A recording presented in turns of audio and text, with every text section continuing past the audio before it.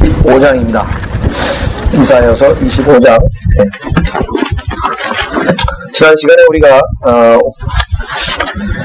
5절까지 넘어갔습니다. 이사야서 25장 5절, 이사야서 25장 5절. 자, 6절서부터 보겠습니다. 6절서부터. 또 이 산에서 만군의 주께서 모든 백성에게 영양 많은 기름진 음식과 오래 저장되고 잘 정제된 포도주로 기름진 축제와 오래 저장된 포도주의 축제를 마련하시며, 이렇게 되어 있죠. 예. 자, 여기 보시면은 첫 번째는 영양 기름진 음식이라고 했는데요. 제가 보기에는 영양 기름진 음식이라고 했을 때 full of marrow. 이 단어도 아마 제가 알기로는 정확한 이 marrow가 아마 뼈인가요? 골수. 그렇죠, 골수. 그래서 이 full of marrow를 갖다가 영양 많은이라고 지금 일단 번역을 했나요? 그래서 기름진 음식과 그렇죠. 네, 뒷부분서부터 번역을 해나갔으니까 뒷부분에 full of marrow를 갖다가 영양 많은이라는데 글쎄 너무 지나치는 얘기 아닌가 싶기도 하고요. 그 뒷부분에 그다음에는 잘 정제된 포도주로 이렇게 되어 있죠. 예, 잘 정제된 포도주로. 그 다음에 또 한 번에 걸쳐서 똑같은 기름진 음식이라고 해서 그 위에 나와 있고, 그 다음에 오래 저장된 포도주. 두 번에 걸쳐서 좋은 음식, 한마디로 얘기하면 좋은 음식과 좋은 음료수, 먹고 마시는 좋은 것들을 공급해 주신다라고 이렇게 되어 있습니다. 두 번씩 반복한 것은 뭐 정확한 건 아닙니다만은 아마 당시에 하나님의 백성으로 구성될 사람들이 유태인과 이방인들이 있기 때문에 두 번 반복을 해서 얘기한 것 같습니다. 자, 그래서 7절, 그가 이 산에서 모든 백성을 가리는 덮개와 모든 민족들 위에 펼쳐진 휘장을 파괴하시리라. 그가 승리한으로 사망을 삼키실 것이요 또 주 하나님께서 그의 모든 얼굴에서 눈물을 닦아주시며 자기 백성의 책망을 온 땅으로부터 제하시리니 이는 주께서 그것을 말씀하셨습니다로 되어 있습니다. 자, 여기에 덮개라고 하는 표현하고 휘장이라고 하는 표현이 나와 있는데요. 그가 이 산에서 모든 백성을 가리는 덮개와 모든 민족들 위에 펼쳐진 휘장을 파괴하시리라. 사실 이것은 성경적으로 상당히 까다롭습니다. 정확하게 교리적으로 무엇냐? 이 백성을 가리는 덮개하고 이 민족들 위에 펼쳐진 휘장이라고 하는 것이 무엇인가? 비유적인 표현이라고 볼 수 있는 것 같은데요. 왜냐하면은 그 위에 클라우드가 어디 있나? 4절, 5절이군요. 5절에 보시면 주께서는 마른 땅에 더위를 제하시듯이 구름의 그늘로 더위를 제하시듯이 했을 때 구름의 그늘이라고 하는 말을 썼거든요. 구름의 그늘. 그러니까 우리도 왜 서울 시내에서 갑자기 그냥 먹구름이 쫙 끼면서 그냥 낮인데도 캄캄해지는 경우가 있잖아요. 일종의 이제 그걸 의미하는 것이거든요. 자, 그렇다면은 이 적그리스도가 다스리는 대환란 기간 동안에 아마도 그런 급작스러운 어둠이 임하는 그런 현상들이 벌어질 터인데, 아마 문맥에서 봐서 이 산에서란 표현이 6절에도 나오고요. 그 다음에 in this mountain이 7절에도 나오죠. 7절에도 나오고 또 10절에도 나옵니다. 그런데 이 산이라고 하는 단어는 여태까지 24장 23절에서 시온산과라고 하는 산 이름밖에는 나온 적이 없어요. 현재 앞뒤 문맥으로 봐서는. 따라서 그 팔레스타인 지방이 아마 어떤 그 특별한 현상으로 인해서 뒤덮여버릴 것이다. 근데 그 구름을 만드는, 즉 인공구름 같은 인공적인 그 구름을 만들어낼 수 있는 그러한 방법이, 여러분 지난번에도 말씀드렸지만 핵폭탄이 폭발하게 되면은 열과 구름으로 열이 확 해서 확산되면서 사람들이 녹기도 하고, 그 구절은 지난번에 스카리아서하고 에스케아서를 한번 찾아봤잖아요. 구름이 생깁니다. 엄청난 구름이 생겨서 그 부분이 어두워져 버리는 것을 우리가 확인해 볼 수 있어요. 그래서 지난 시간에 우선 이 핵폭탄 폭발로 인한 어떤 이 어두움의 현상, 그건 흑암의 현상이 아닌가를 우리가 추정을 해봤는데요. 몇 가지 증거는 지난번에 말씀드린 것처럼 5절에 noise라고 하는 단어가 나와 있습니다. 소음. 그죠? 그 다음에 그 4절에 보면은 지난번에 이거 번역이 좀 바락이라고 번역이 되어 있죠. 4장 1절에 이는 포악한 자들의 바락이라는데 바락이 아니고 폭풍우라 그랬죠. blast라고 하는 단어, 폭풍우. 그냥 여러분들 폭탄이 터지면서 그냥 확 엄청난 그 폭풍우가 몰아치잖아요. 이 핵폭탄의 경우. 그래서 그 폭풍우라고 하는 단어하고 그 다음에 지금 찾는 5절에 소리라고 번역됐지만 이게 소음이라 그랬죠. 엄청난 소음, 폭발음 소리. 그 다음에 히트라 그랬죠. 열, 5절에 나와 있는 열. 여기는 지금 더위라고 번역을 했네요. 더위. 히트, 열. 그 다음에 지금 얘기한 것 뭐예요? 섀도우, 즉 그림자 또는 그늘. 5절에 나와 있는 그늘 또는 그늘. 그 다음에 구름. 그 다음에 지금 7절에 나와 있는 덮개. 그 다음에 휘장, 이런 것들이 다 일관성 있게 뭔가 기상현상, 엄청난 기상현상이 벌어질 것을 보여주고 있는 것 같습니다. 우리는 늘 성경을 기준으로 삼고 성경을 최종본으로 삼기 때문에 이 세상에서 벌어지는 모든 현상을 우리가 성경으로 판별할 수 있고 판단할 수 있다고 했는데요. 자, 이것도 마찬가지입니다. 여러분들이 이 카버링이나 베일, 다시 말해서 커튼이, 덮개와 그다음에 또 뭐예요? 우리말로 번역을 휘장이라고 번역을 했는데 이 용어는 일반 세상에서는 커튼이란 말로 쓰입니다. 커튼. 그러면 뭐 우리 이런 일반적인 커튼 얘기하는 거냐? 그거 말고 이 세상 사람들이 성경에서 가져다 쓰는 용어 중에요. 이 장막이란 말을 쓰는데요. 철의 장막 그렇습니다. 철의 장막이 뭐예요? 옛날에 러시아를 비롯한 동구라파를 비롯해서 뭐예요? 공산권 세계를 철의 장막이라고 말했었죠. 위스턴 처치라는 사람이 철로 장막이 가르쳐가지고 저쪽은 깜깜해 도저히 무슨 일이 벌어지는지 알 수 없는 그런 베일에 둘러싸인 세계라 그래서 철의 장막이라는 말을 썼고, 또 주계 장막 있죠. 주계 장막. 어디에요? 중국. 옛날 중국, 거기도 완전히 폐쇄 사회였잖아요. 그래서 주계장막이라는 말을 썼고, 그때 영어로는 그게 커튼입니다. 뱀부죠. 커튼. 뱀부. 그 다음에 또 장막이 하나 더 있는데, 그것은 뭐냐면 카톨릭에서요, 이 고백, 즉, 고해 성사를 하러 들어가면은 그 신부하고 고백하는 사람 사이에 커튼이 하나 딱 쳐 있습니다. 그걸 confessional이라 하는데, confessional. 다시 말하면 고해 성사할 그 비밀 장소 있잖아요. 그 장소에 가운데다 커튼을 딱 치고 내가 무슨 죄를 했습니다. 옆에서 이제 속삭이고 얼굴 안 보게 하려고 하잖아요. 근데 그 색깔이 뭐냐면 자주색입니다. 자주색. 그래서 purple curtain이라고 하는 말을 이 영어에서는 많이 쓴다. 그래서 어떤 우리가 주계장막도 그렇고 철의장막도 그렇고 비밀스러운 세계 있잖아요. 그때여서 지금 그리스도가 아무도 침투하지 못하게끔 그 지역을 갖다가 어둡게 만들어버리는 그곳. 특히 유태인들이 숨어서 사는 곳. 어디예요? 그 셀라 페트라라고 하는 그 성에 보면은 그 지역을 아주 꼼짝달싹 못하게 하기 위해서 거기에 아마 인공적인 어두운 그런 구름을 만들지 않겠는가 이렇게 한번 추정을 해봅니다. 그래서 그것을 정확하게 교리적으로 가리키는 건 아니고 성경 구절 우리가 찾아보면서 그럴지도 모르겠다라고 하는 그런 근거 구절들을 한번 지금부터 한번 찾아보려고 합니다. 여러분들이 그 이외에 이 성경에서 가져다 쓰는 용어가 굉장히 많아요.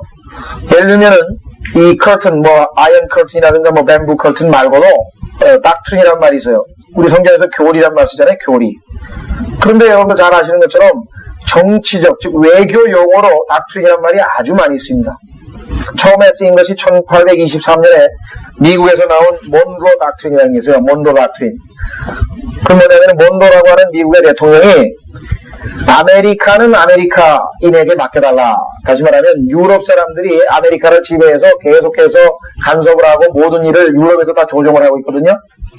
근데 미국이 이제 1776년에 독립을 하고 나서 자기들이 어느 정도 산업도 발전시키고 어느 정도 성장을 했는데 자꾸만 유럽에서 이 아메리카 대륙에 대한 간섭을 하니까 그 몬로가 우리는 아메리카는 아메리카인들끼리 알아서 할 테니까 간섭하지 말라.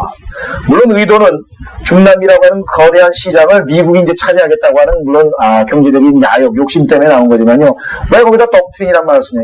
트루만 독트린, 닉슨 독트린. 왜 전부 다 거기를 쓰냐 이게? 뭔가 시사적이잖아요. 뭔가 예언적 느낌이 든다고. 왜? 적그리스도가 보면은 그 사람은 뭐예요? 이 세상에서 정치 지도자이면서 동시에 종교 지도자거든요. 이 사람은 정치적인 용어를 갖다가 종교 용어로 바꿔 쓰기 시작하는 거예요. 닥트린이란 말을 써. 그게 그냥 웃어넘길 일이 아니에요. 이게 그만큼 지금 뭐예요? 알지 못하게 음모가 이렇게 진행 중이라고 하는 것을 우리가 확인해 볼 수 있어요. 그렇잖아요. 왜 성경에 나와서 닥트리는 종교 용어고 이거는 진리, 교리에 대한 얘기인데 무슨 외교 정책을 얘기하는데 무슨 뭔노가 무슨 진리를 얘기해요? 나중에 뭐예요? 적그리스도의 말은 전부 진리로 받아들여질 수밖에 없는 그 상황이 오는 거예요. 안 받아들이면 뭐예요? 목배.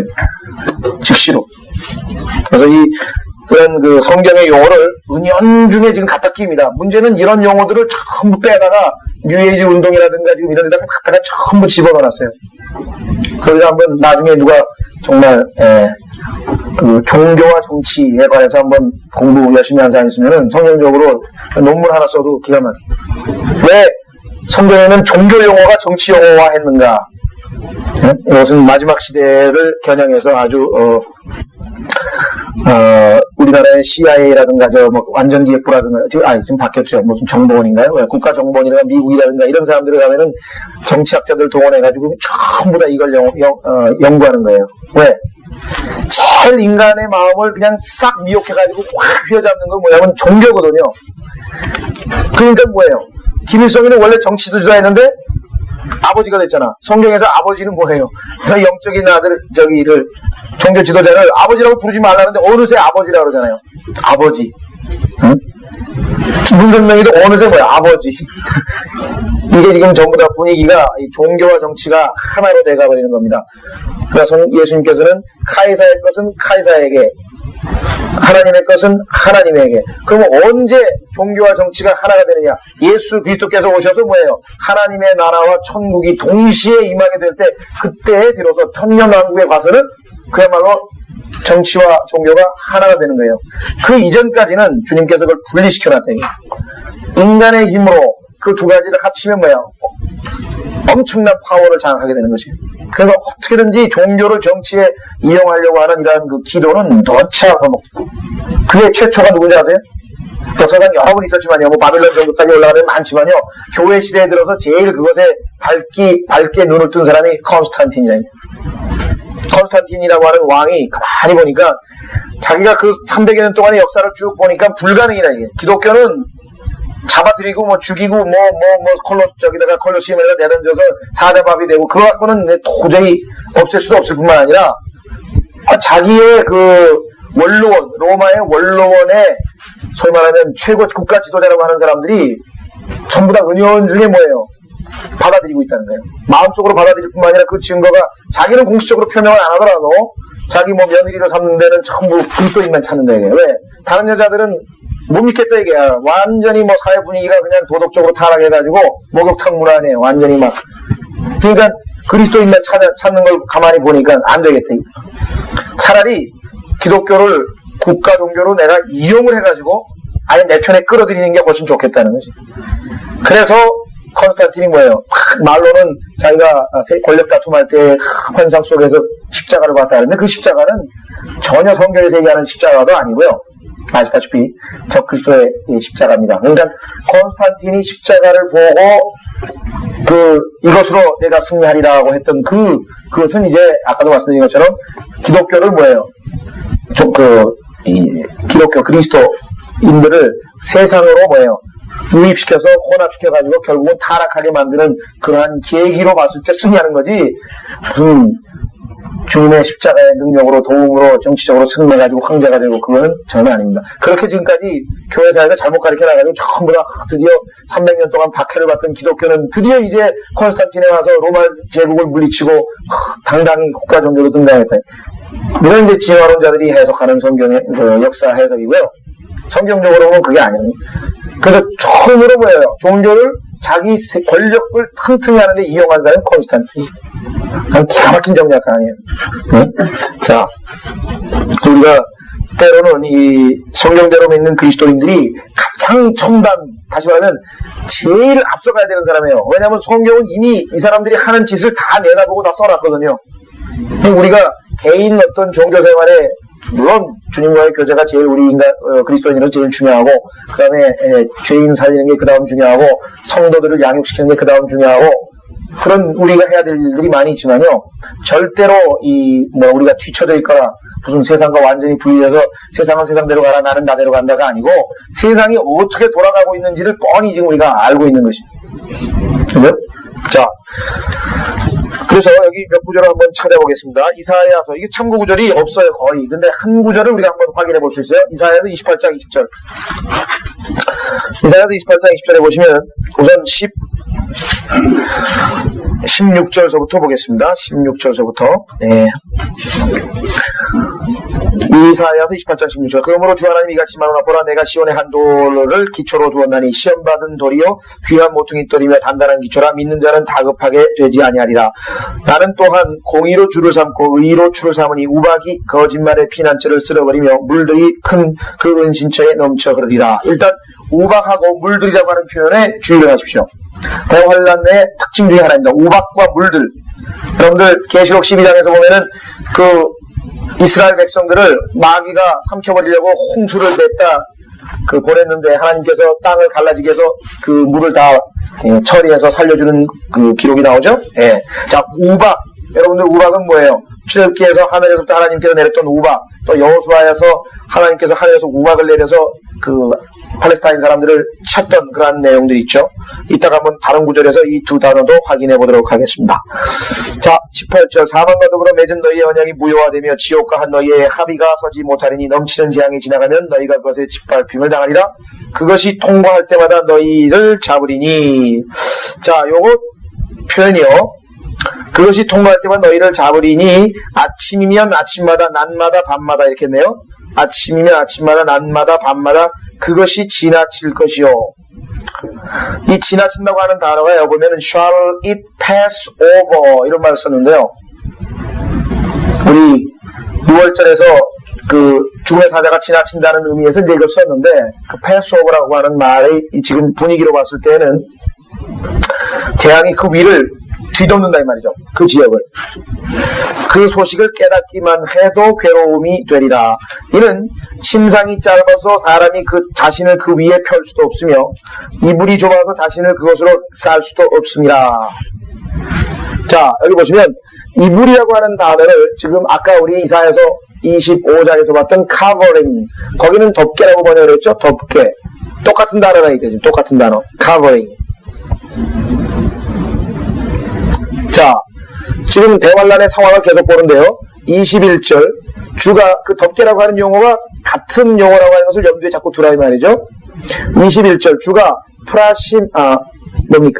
프라심 산에서와 같이 일어나며 기브온 골짜기에서와 같이 진노하며. 자, 우리가 성경을 공부하는 데 있어서 항상 염두에 두라고 하는 것은 뭐뭐 같이라고 하는 표현이 나오면 성경에서 아주 중요한 진리를 가르쳐주는 것이라고 늘 말씀드렸습니다. 천국은 뭐뭐와 같으니라. 같다라고 하는 단어, 영어의 like하고 as라고 하는 단어는 성경을 공부하는데 가장 중요한 것. 왜? 예수 그리스도께서 어려운 진리를 쉽게 해석해 줄 때 늘 이 비유법을 쓰셨어요.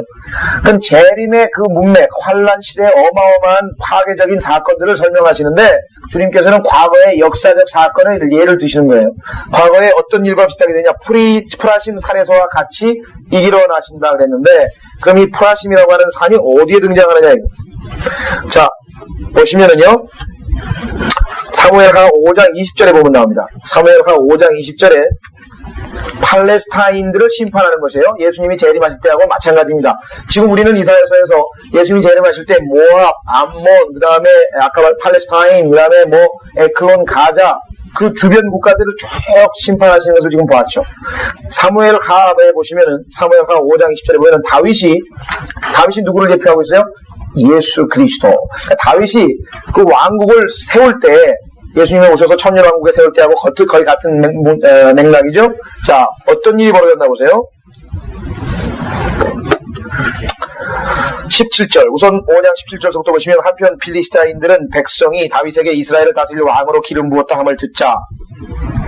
기름 부어서 예수님도 온 필리스타인들이 다윗을 찾으러 올라오니라. 다윗이 그 말을 듣고 요새로 내려갔더니 필리스타인들도 와서 르파임 골짜기에 퍼져 있더라. 그때 다윗이 주께 물어 말씀드리기를 내가 필리스타인들에게 올라가리이까 주께서 그들을 내 손에 넘겨주겠나이까. 아니 주께서 다윗에게 말씀하시길 올라가라. 내가 의심할 바가 없이 필리스타인들을 내 손에 넘겨주리라 하시더라. 다윗이 바알 프라심에 이르러 나왔죠. 바알 프라심이, 프라심이라고 하는 단어가 아까 그 프라심이라고 같은 지명이죠. 바알 프라심이 이르러 다윗이 거기서 그들을 치고 말하기를 주께서 물을 흩으심 같이, 보세요, 물, 네, 물, 아까하고 같은 단어가 나왔죠. 재림하고 문맥, 아까 물하고 뭐가 나왔어요? 물들하고 우박 나왔죠. 자, 내 앞에서 내 원수를 쳐부셨도다 하더라. 그러므로 그가 그곳의 이름을 바알 프라심이라고 불렀더라.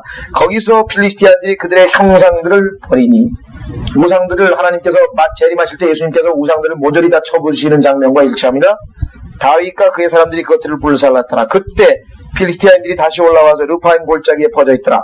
다윗이 주께 물으니 주께서 말씀하시기를 너는 올라가지 말고 그들 뒤를 돌아서 뽕나무들을 향해 그들에게 가되, 뽕나무들 꼭대기에서 걸어가는 소리가 듣거든.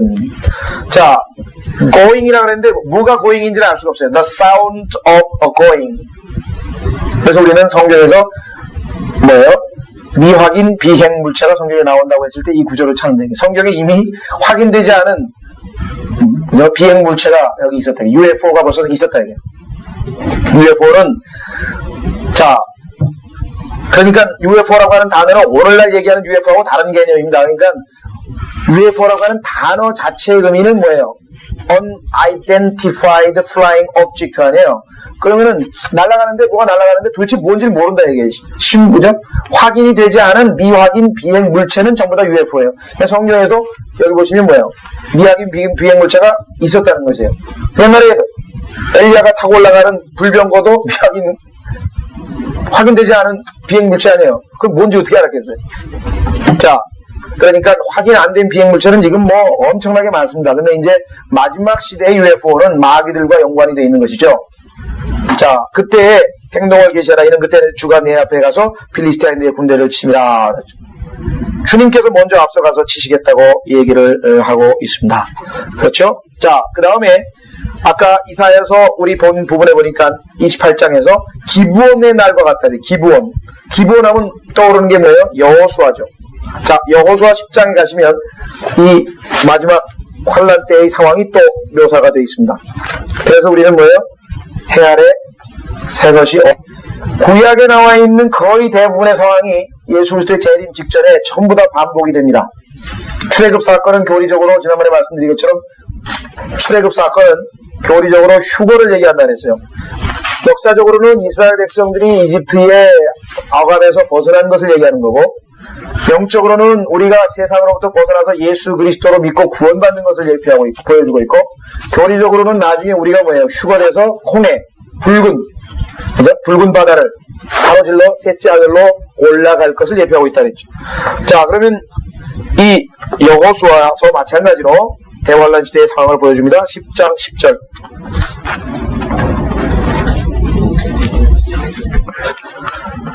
10장 10절. 주께서 그들을 이스라엘 앞에서 폐주시키시고 기브온에서 큰 살육으로 그들을 죽이시고, 그러니까 주님께서는 주님의 재림 당시의 모습을 기브온에서의 살육의 모습으로 얘기해 주시는 것이에요. 그날과 같다 이게. 그날을 보면 재림이 어떤 일이 벌어질 일인지 다 알 수 있다고 얘기를 해주시고, 큰 살육으로 그들을 죽이시고 벳호론으로 올라가는 길을 따라 그들을 추격하여 아세카와 메케다까지 이르러 그들을 치시니라. 그들이 이스라엘 앞에서 도망하여 벳호론에 이르는 오르막길에 있을 때 주께서 하늘에서 뭐예요? 큰 돌덩이들을 뭐예요? 우박 아니에요? 큰 돌덩이들을 아세카에 이르기까지 그들 위에 내리시니 그들이 죽으니라. 우박덩이에, 여기 나와있죠? hailstones. 우박덩이에 죽은 자가 이스라엘 자손이 칼로 죽인 자보다 더 많으니라. 그렇죠? 그래서 이 우박이라고 하는 단어도 재림과 밀접한 연관이 있는 단어라는 것을 우리가 확인해 볼 수가 있습니다. 자, 다시 이사야서 4장으로 가시면, 이사야서 4장으로 가시면,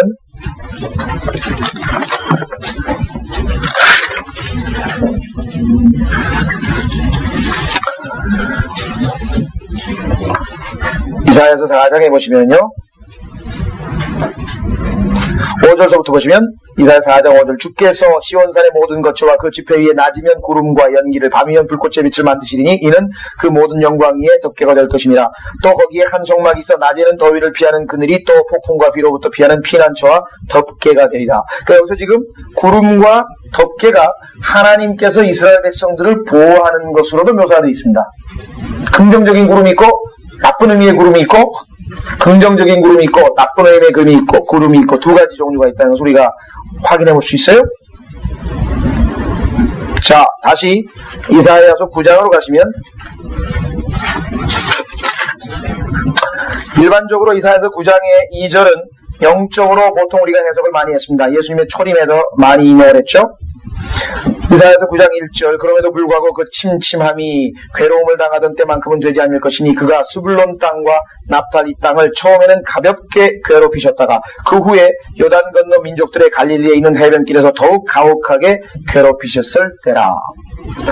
초림 때 예수님께서 이렇게 하신 적이 없습니다. 우리 초림 때 역사적 기록에 봐서 이런 일이 없었죠. 재림의 문맥입니다. 어떻게 재림의 문맥인지 우리가 알 수 있는가? 실제적으로 우리가 보세요. 5절 이는 용사의 모든 싸움이 혼란스러운 소리와 이렇게 돼 있죠. 4절 보시면 주께서 그의 짐의 멍에와 어깨의 채찍과 그 압제자의 막대기를 미디안의 날에서와 같이 꺾었습니다. 예수님의 재림이죠. 6절 어떻게 할 수 있어요? 이는 우리에게 한 아이가 태어났고 우리에게 한 아들이 주어졌으니 정부가 그의 어깨 위에 있을 것이요. 예수 그리스도께서 지상에 오셨을 때에는 초림 때에는 아시다시피 정부가 예수님 위에 올려있지 않았습니다. 예수님께서는 왕으로 통치하신 적이 없습니다. 재림하실 때 이제는 뭐예요? 예수님께서 온 지구의 정부를 짊어지고 그 위에 책임을 지실 것이죠. 재림입니다. 7절에 보니까 그의 정부와 화평의 증가함이 다윗의 보좌와 왕의 왕국 위에 바르게 세워지고 그렇죠. 역시 재림의 문맥입니다. 자, 따라서 2절을 보시면 앞뒤가 전부 지금 재림 문맥으로 되어 있기 때문에 비록 2절을 우리가 영적으로 초림에다 적용했지만 실제적으로는 교리적으로 재림에다 해석을 해야 된다. 보십시다. 흑암에서 행하던 백성이 큰 빛을 보았으며 죽음의 그림자의 땅에 거하는 자들 위에 빛이 비치었더라. 그래서 우리는 예수 그리스도가 오시기 전에 이스라엘 백성들의 그 정도가 영적으로 캄캄한 어둠이었잖아요.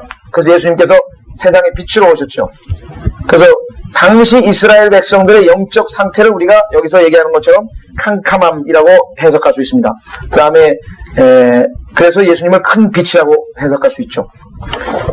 1차적으로 우리가 그렇게 주로 해석을 했고 신약에서도 보면은 전부 다 영적인 해석을 했었습니다. 그렇죠? 잘못된 건 아니에요. 문제는 그것은 영적으로 적용됐지만 실제적으로 여기 나와 있는 것처럼 어두운 땅에 이스라엘 백성들이 거할 것이라면 아까 얘기했죠. 흑암에서 행하던 백성이 큰 빛을 보았으며 했을 때 이 흑암이라고 하는 것은 아까 얘기했죠. 캄캄한 구름이 쫙 덮여있기 때문에 실제로 이스라엘 백성들은 꼼짝달싹 못하고 거기에 갇혀서 흑암 가운데 있는데 예수 그리스도께서 재림하실 때 실제 뭐예요? 빛을 본다는 거예요. 그러니까 문자적으로 재림 때 이루어질 거라는 것이에요. 영적으로만 우리가 지금 적용할 뿐만 아니라 대표적인 경우가 누구냐? 바로 바울입니다. 바울이 다마스커스로 가는 도중에 하늘에서 빛을 봤죠. 바울은 성경에서 이스라엘의 환란 때의 이스라엘 백성을 예표하고 있습니다. 아시다시피 바울은 뭐라 그러세요? undue time, 그러니까 때가 되지 않고 태어난 자라고 되어 있잖아요. 그러니까 이스라엘 백성들이 그 환란 때에 예수 그리스도로 말미암아 영적으로 민족 전체가 거듭나는데 그 이스라엘 백성을 지금 예표하고 있거든요. 실제적으로 하늘에서 빛이 나는 것을 보게 된다는 것입니다. 그것을 성경에서는 인자의 표적이라 해요. 인자의 표적. 우리가 재림 문맥에서 많은 구절들을 찾아봤었는데 실질적으로 재림 때는 이 문자 글이 그대로 이루어질 것이라고 하는 걸 우리가 확인해 볼 수가 있습니다. 그래서 우리가 상당히 많은 구절들을 찾아봤는데요. 자, 몇 가지 더 한번 확인해 보겠습니다. 예레미야 애가 4장 18절 예레미야 애가 4장 18절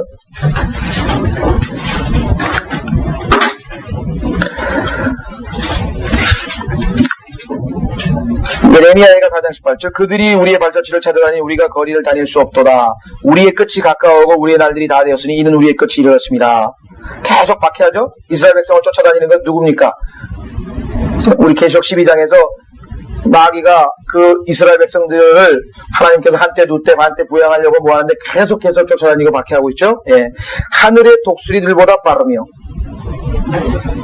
내 생각에는 당시에 이 이사야가 기록했던 그 구약 당시에 독수리가 먹이를 채러 하늘에서 내려오는 속도보다 더 빠른 게 어딨냐고. 그죠? 오늘날은 뭐예요? 팬텀기라는 게 있는 그냥 폭격하러 내려서 하늘에 독수리가 더 빨라요. 근데 독수리를 또 뭐라 그래요? 이 비행기를 이글이라고 하는데 이글 비행기를 참 이상해요. 성경에서 독수리가 더 빠르는데 비행기를 갖다 또 이글이라고 갖다 붙여놨어요. 그래서 그 이스라엘 백성들이 광야에서 그 셀라페트라죠. 소위 말하면 바위로 되어 있는데요. 여러분들 그 바위성을 나는 셀라페트라는 안 가봤어요.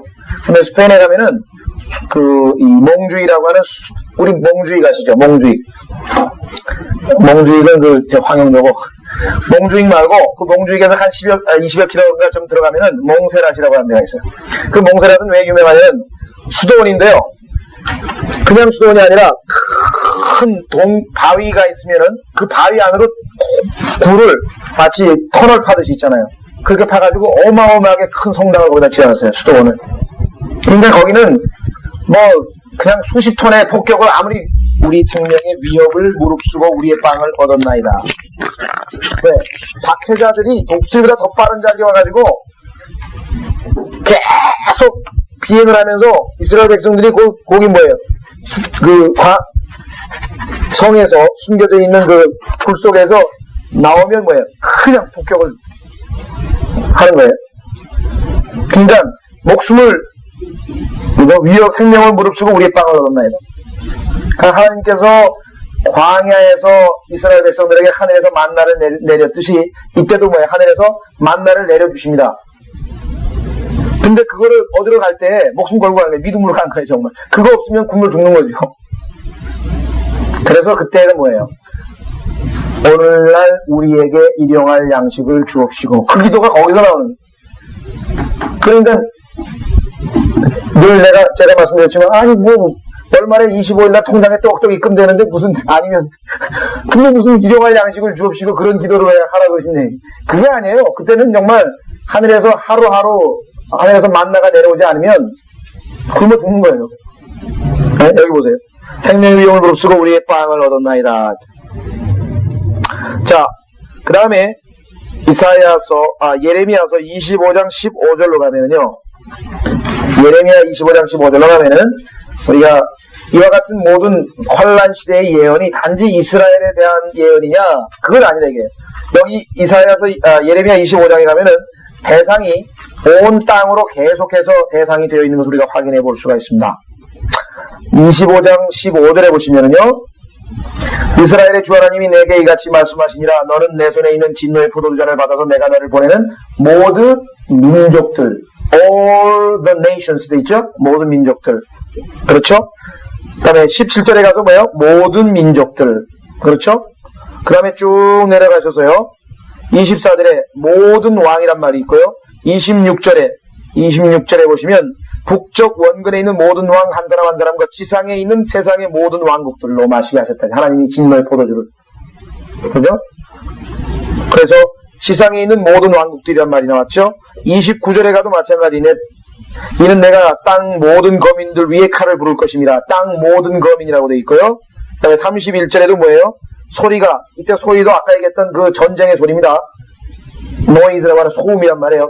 크다는 그 소음이 땅 끝까지 이르리라. 이는 주가 민족들과 다투며 모든 육체들을 심판하며 악한 자들을 칼에 넘겨줄 것이니라. 주가 말하노라. 그 다음에 32절에도 뭐예요? 큰 회오리 바람이. 여러분들은 에스겔서 1장부터 시작해가지고 구약 시편에서도 그렇고 회오리 바람이 나오면 전부 재림과 관련된 문맥이라고 우리 배웠어요. 회오리 바람. 네? 회오리 바람. 그 다음에 33절에 보시면 그날에 주의 사륙이 땅의 이편 끝에서 땅의 저편 끝에까지 이르리니. 그러니까 마지막 시대의 이 예언은 단지 유다에 대한 얘기, 이스라엘에 대한 얘기뿐만 아니라 전 지구상에 펼쳐질 어마어마한 사건이라고 하는 것을 우리가 확인해 볼 수가 있습니다. 그래서 다시 돌아오셔서요. 이사야서 25장으로 돌아왔습니다. 자, 8절. 상당히 여러 성경들 많이 찾아서 시간이 걸렸는데요. 자, 8절.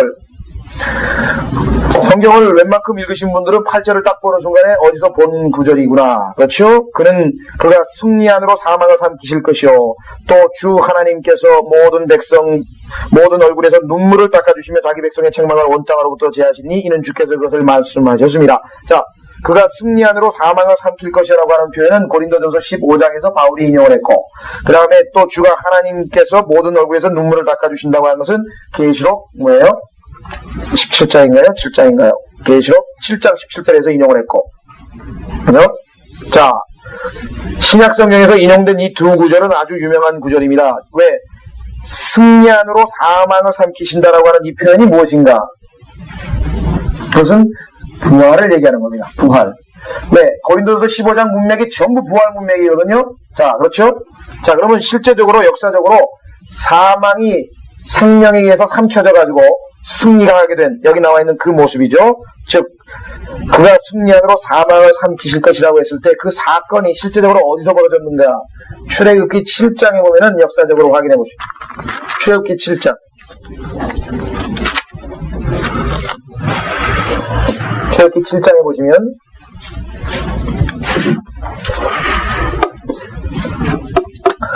모세와 아론이 파라오에게 들어가서 주께서 명령하신 대로 행하여 아론이 파라오와 그의 신하들 앞에서 그의 막대기를 던지니 그것이 뱀이 되더라. 됐죠? 그때 파라오도 현자들과 마술사들을 부르니 이집트의 마법사들도 그들의 마법들로 이같이 행하더라.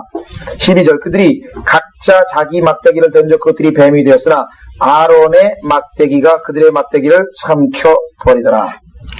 자, 아론의 막대기는 뭘 예표하고 있습니까? 아론의 막대기. 예수 그리스도를 예표하고 있죠? 왜? 예수님께서 놋뱀으로 달리셨죠? 요한복음 3장에 보면은 모세가 뱀을 들어올린 것 같이 나도 인자도 들려야만 하리니 그랬죠?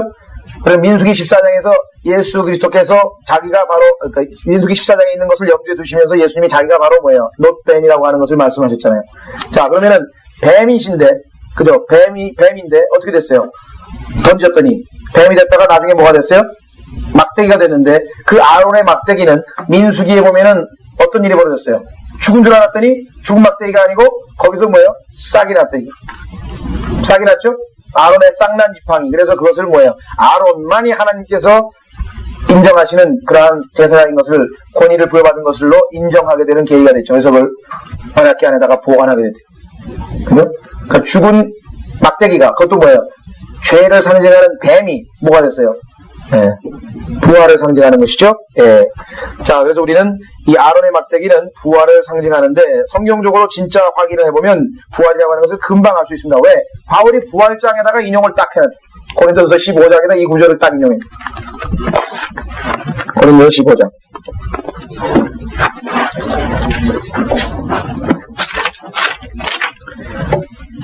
그러니까 성경을 성경으로 쫓아가지고 성경을 성경으로 쫓아가면은 근데 그 멋있는 말을 누가 썼더라고요. 뭐 꼬리에 꼬리를 무는 영어. 사실은 꼬리에 꼬리를 무는 성경 공부이 성경 공부가 꼬리에 꼬리를 물고 계속 가는. 근데 문제는 한 4만 구절을 찾아야 돼요. 4만 구절을. 네, 성경 구절을 4만 구절을 돌아야 되는 거예요. 그러니까 성경은 영원한 책이다. 영원한 책. 어떻게 할 수 있어요? 창세기 1장 1절하고 계시록 22장 21절하고 딱 맞아떨어지잖아요. 하나하나 비교해보세요. 하늘과 땅, 새하늘과 새 땅. 그죠? 그 다음에 2장에 가면 뭐예요? 뭐가 있어요? 창세기 2장에 가면 금이 있고 베델리엄, 진주가 있고 보석이 있고 강이 있고 계시록 21장에 가면 생명수 강이 있고 보석이 있고 다시 또 돌아오는 거예요. 그래서 이 도로만 형제가 얘기한 것처럼 하나님의 모든 일은 다 원으로 돼 있다. 원. 그러니까 마귀가 뭐야? 그걸 좋아하니까 인도 사람들 여기다 동감 하나 붙이고 전부 원. 네? 이 동양 사상을 하는 사람들이 소위 말하면 원을 좋아해가지고 성경에 갖다 썼어요. 자, 고린도서 15장으로 가시면 바울이 인용한 구절은 54절입니다. 바울이 인용한 구절은 이 15장, 고린도전서 15장 54절. 이 썩을 몸이 썩지 아니함을 입고 이 죽을 몸이 죽지 아니함을 입게 되면 부활이잖아요. 그렇죠? 그래서 뭐라 그랬어요? 그때 사망이 승리 속에 삼킨 바 되었느니라고 기록된 말씀이 이루어지리라. 이 말씀이 지금 이사야서에서 인용되는 부활이다. 물론 1차적으로는 뭐예요? 예수 그리스도의 부활, 그 다음에 뭐예요? 예수 그리스도를 믿는 우리의 부활, 그 다음에 또 뭐예요? 이 문맥에서는 이스라엘 민족의 뭐예요? 민족적인 부활까지 다 포함해서 언급해 볼 수 있죠. 자, 그래서 우리는 부활 문맥인데요. 예수 그리스도를 통해서 그죠? 우리가 승리할 수 있습니다. 그래서 54절에 보면은 그때 사망이 승리 속에 삼킨 바 되었느니라고 기록된 말씀이 이루어지리라. 그래서 55절에 오 사망아 너의 쏘는 것이 어디 있느냐? 오 음부야 너의 승리가 어디 있느냐? 이 세상에 그 누가 사망 보고 이 세상에 그 누가 여기 나와 있는 뭐예요? 음부, 즉 지하세계죠? 지하세계가 넓은 의미로 쓰였습니다. 외칠 수 있냐? 도전할 수 있냐? 그것은 부활의 능력을 가지고 있는 사람만이 얘기할 수. 왜? 죽음 앞에는 그 누구도 당할 수 있는 사람이 없으니까. 그래서 성경에서 솔로몬의 노래에서 솔로몬은 뭐라고 얘기했어요? 하나님의 사랑을 비유할 때 죽음처럼, 그렇죠. 죽음처럼. 솔로몬의 노래 8장으로 가보십시오. 솔로몬의 노래 8장에 가시면 이 세상에서 제일 센 게 뭐냐, 강한 게 뭐냐? 솔로몬의 노래 8장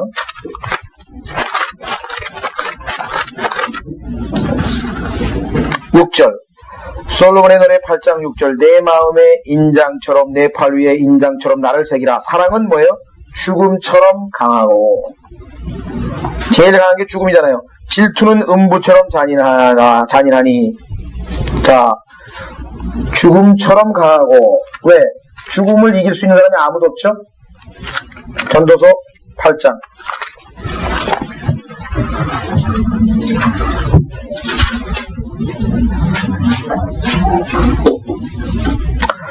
자, 전도서 8장 8절에 보시면 분명하게 기록이 되어 있습니다. 인간은 죽음 앞에서 이길 수가 없어요. 그래서 뭐라고 얘기하냐면 영을 다스리는 능력이 있어 영으로 머무르게 하는 사람이 없고 죽음의 날에 능력을 가진 사람도 없으며 그 전쟁은 뭐예요? 죽음과의 전쟁이에요. 죽음의 사자가 와서 하나님께서 내 혼을 내가 오늘 내 혼을 취하리라. 죽음의 사자를 하나님이 보내셨다 이게. 그러면 예외 없이 이집트의 파라오의 첫째 아들서부터 시작해서 싹 다 죽었지 한 명도 죽음과 대적해서 그 전쟁에서 면제되거나 없어요. 면제되는 사람도 없고 악에게 넘겨진 자들을 악이 구해내지도 못하리라. 영을 다스리는 능력이 있어 영으로 머무르게 하는 사람이 없고 하나님께서 영을 회수한다고 그랬습니다. 전도서 3장 21절에 인간이 죽을 때 발생하는 일은 먼저 하나님께서 영을 회수해가는 것이에요.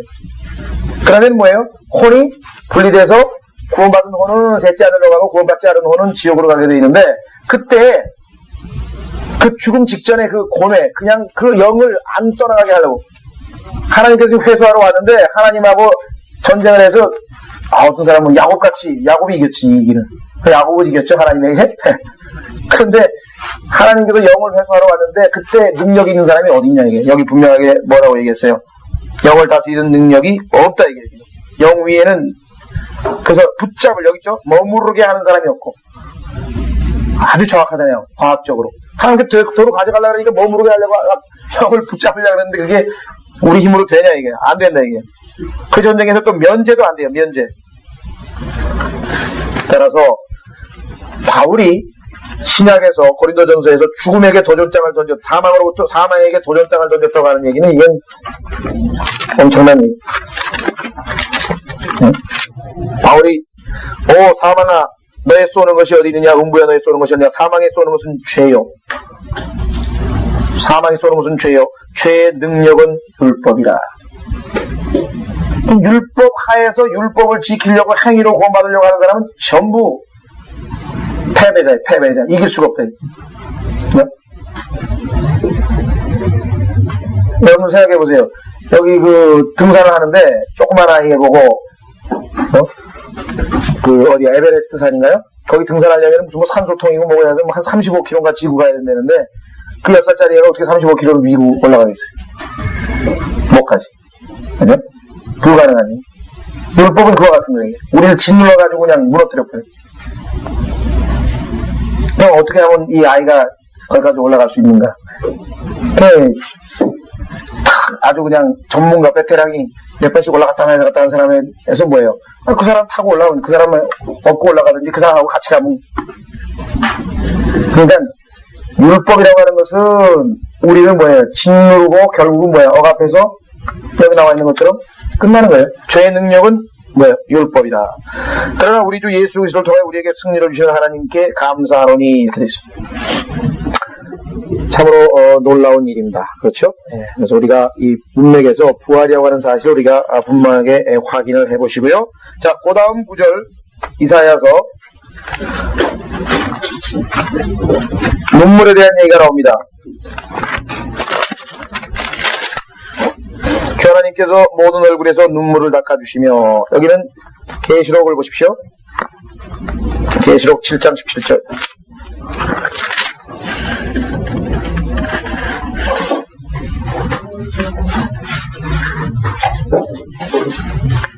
자, 계시록 7장 17절에 이는 그 보좌 가운데 계신 어린 양이 그들을 먹이시고 그 샘수의 샘물로 인도하시며 하나님께서 그들의 눈에서 모든 눈물을 씻어 주실 것이기 때문이라고 하더라.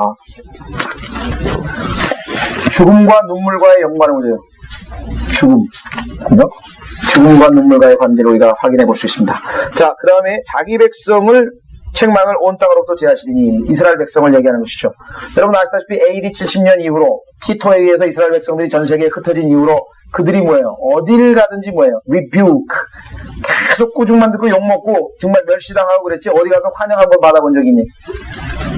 예외적으로 20세기에 와서 미국이 그나마 세계 최강국이 된 것은 유태인들을 박해하는 모든 유럽 국가로부터 미국이 유태인들을 다 받아줬어요. 그래서 미국이 오늘날도 뭐예요? 여전히 팔레스타인 그 해방기구를 비롯해서 아랍 세계들에 대항해서 일종의 이스라엘을 방패막이로 지금 항상 나서잖아요. 국제적인 비난을 받아가면서까지. 그래서 미국이 그 창세기 12장 3절대로 아브라함의 씨를 축복을 했기 때문에 20세기에서 마지막으로 축복을 받은 나라가 된 겁니다. 그 반대로 영국은 아시다시피 1918년에 이스라엘에 약속했던 그 팔레스타인 땅에다가 이스라엘 국가를 세워주지 않고 아랍 세계의 기름 때문에 아랍 세계로부터 도외시될 것 같아서 아랍의 눈치를 보는 통에 그걸 지키지 않았기 때문에 뭐예요? 아시다시피 20세기에 와서 영국은 유럽에서도 이류 국가로 프랑스와 독일이 영국보다 훨씬 주도권을 잡았지 영국이 그 2차 세계대전 이후로 주도권을 잡아본 적이 없어요. 그만큼 영국이 뒤로 물려나게 된 배경이 되겠습니다. 자, 그래서 이는 주께서 그것을 말씀하셨습니다. 여러분들 아시다시피 주님께서 말씀하시면 그걸로 끝입니다. 반드시 이루어지는 거예요. 아까 말씀드렸지만 어마어마하게 부정적인 것도 우리 성경에 다 찾아봤대요. 아까 대환란 때. 그렇게 어두운 것이 기다리고 있지만 그 이후에 뭐예요? 밝은 것도 반드시 이루어진다는 거지. 대환란만 생각하면 괴롭고 사람들이 두렵고 그러나 우리도 물론 대환란을 통과할 아는 많은 사람들을 그 근심 걱정에 바울처럼 마음이 아프지만요. 그래도 그것 끝나고 온전히 주님께서 약속하신 긍정적인 일들 여기 나와 있죠. 예, 승리 안으로 사망을 삼키실 것이요 또 주 하나님께서 그 모든 얼굴에서 눈물을 닦아주시며 자기 백성의 책망을 온 땅으로도 제하시리니 이는 주께서 그것을 말씀하셨습니다. 그날에는 주님이 재림하시는 그날에는 보라 이분이 우리의 하나님이시라. 여러분들 아마 기억을 하시는지 모르겠어요. 이 구절이요. 워크만 형제의 그 계시록 그림에 보면은 거의 끝날 때쯤에 나옵니다. 사자 한 마리를 촥 예수님이 데리고 나오는데 보라 이분이 바로 우리 하나님이요. 그 외친 장면이 바로 이 구절인데요. 자, 우리가 그를 기다렸으니 그가 우리를 구원하시려다. 이분이 주시라. 우리가 그를 기다렸으니 우리가 그의 구원을 기뻐하고 즐거워하리라고 말하리라. 물론 이것은 이스라엘 백성이 1차적으로 대상이 되지만 그리스도인들도 예외가 아닙니다. 우리도 외치는 거예요. 여러분들은 모르겠어요. 각자 이제 자기가 구원받은 날수가 이제 정해져 있겠지만 예수 그리스도를 믿고 예수 그리스도에 대해서 이야기하고 예수 그리스도에 대해서 읽고 알고 배우고 20몇 년 30몇 년 한 사람 많고 10년 자기 각자 다 횟수가 있을 터인데요. 근데 실제적으로 예수님 못 봤잖아요. 그런데 그날 보는 날 뭐예요? 사람들에게만 내가 지난번에 얘기했던 그분이 바로 이분이다. 너는 그때 안 받아들였지만 바로 이분이다. 예? 그날이 올 거예요. 그날이 올 거예요. 그때 아마 여러분들 지나가면서 지금 그러니까 스트릿 프리칭 할 때도 좀 눈을 부릅뜨고 잘 봐둬요. 그때 가서 그 사람한테 내가 그때 여기 그림 걸어놓고 설교할 때 바로 그분이 바로 이분이다. 그분이 바로 너희들의 신은 누군지 모르죠. 우리 하나님은 바로 이분이시다라고 우리가 외칠 수 있는 날이 올 것입니다. 자, 10절 이 산에서 주의 손이 쉴 것이며 이제 7,000년째 주님은 안식을 하십니다. 7일째 주님께서 모든 일을 끝내시고 쉬셨듯이 7,000년이 시작되는 그 해 그때 주님께서 쉴 것이며 모압은 퇴비더미에 짓밟힌 지푸자기 같이 그분 아래서 짓밟히리라. 이 모압이라고 하는 나라가 왜 여기에서 언급되었을까? 뭐 생각나는 게 없으시면 모압 땅에 있는 키리옷이라고 하는 도시가 돼요. 유다 이스케리옷, 즉 적그리스도의 고향이 바로 모압입니다. 모압. 자, 지금은 시리아죠. 그는 수영하는 자가 수영하려고 손을 앞으로 펴는 것 같이 자기 손을 그들 가운데서 앞으로 펴실 것이라. 그래야 그가 그들 손의 약탈분들과 함께 그들의 교만을 끌어내리실 것이라. 모르겠어요. 이 수영이 앞으로 쭉 뻗치는 거 보니까 막 크롤 용품 같은데 크롤 앞으로 쫙 해가지고 확 끌어당기고 쫙 싹 우리 말로 하면 가면서 그 싹쓸이란 말도 여기서 나온 거 아닌가 모르겠는데 싹 쓸어버리니 싹 쓸어버린다. 네? 자, 내 성벽들의 높은 곳에 요새를 그가 끌어내리시고 낮추시니 땅 곧 진토에까지 끌어내리시리라. 이렇게 되어 있습니다. 우리는 25장에서 상당히 좀 시간을 많이 지체했고요. 자, 다음 시간에 26장은 전체가 천년왕국에 대한 얘기인데 다 나와 있어요. 그러니까 휴고, 대환란, 재림, 천년왕국 이것이 아주 그냥 전체 그야말로 파노라마가 펼쳐지는 장이 이사야서 26장입니다. 다음 시간